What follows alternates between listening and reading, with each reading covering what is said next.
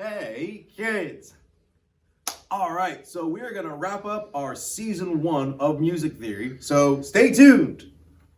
And we're back. Hey kids! So this is the 4th lesson in our music theory series. Now I'm going to only do 4 lessons in a season, in a unit. So this is the 4th lesson, which means we've reached the end of our first unit of music theory. Yay! Pipe down, Aaron, whoever you are. So we're going to wrap this up by doing a little bit of review. I'm going to draw some shapes on the paper, and you're going to say what they are. If you're at home and you have paper and pencil, feel free to get that out now. If you're at your desk at school, don't do that. I'm standing right in front of you, so just go with me, okay? So I'm going to draw some shapes. You're going to tell me what they are as you draw them if you're at home. So first things first.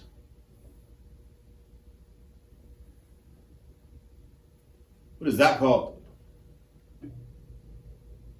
If you said treble clef or G clef, that's right. So I'm just going to write G clef. Now, if I put a line through this clef like this and put a note right here, what note is that?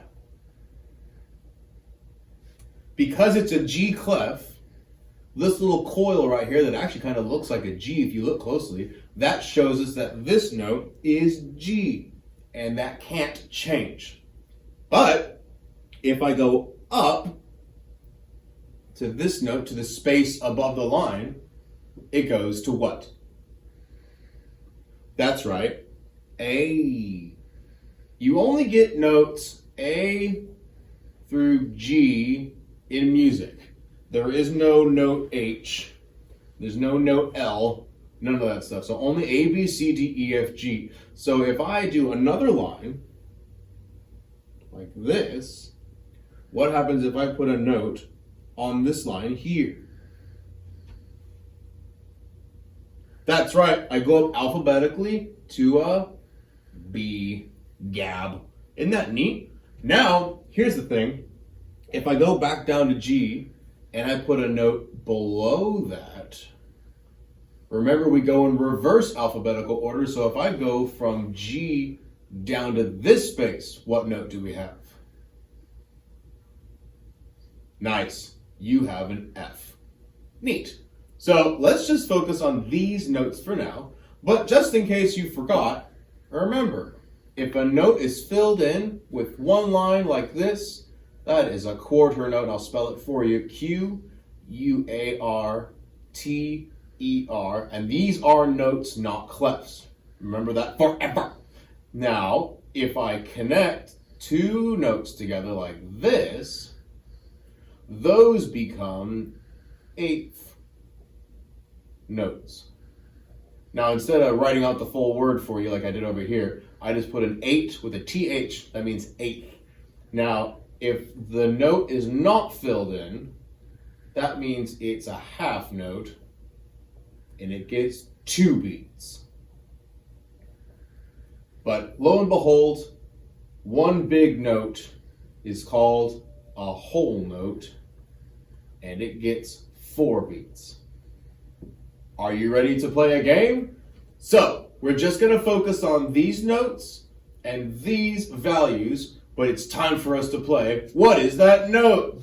Drum roll, please. All right, you're going to tell me what note this is. Think of where your clef is. Nice, that's note G. Good job. Now, if this was note G, if we went down, what note is it now? That's right, it's an F. Awesome. Up next. Let's try this one. If that's G, and I went up to 1 space, what note is that? That's right, we start over and we go back to A. Cool. Last but not least, Remember, if I started on G here, and I go up a space, and then I go up a line, what note would that be? Oops. I might have said it. That's right, it's B. You nailed it. You kids are smarter than you look, I guess. But last but not least, let's check out these notes and make sure that we know what these are. What's this? Is the stem connected? No? Then it must be a quarter note. Nice. These notes are connected. That means they must be eighth notes. Good job. Here's a tricky one. Give up. That's also an eighth note because it has this tail. It's just not connected to anything. Here's our easy one. Whole note gets 4 beats. Last but not least, it's not filled in and it's not connected. So that means it's a half note and it gets 2 beats. Good job, kids. Congratulations, you just finished lesson 4. Well, until next time, bye, kids.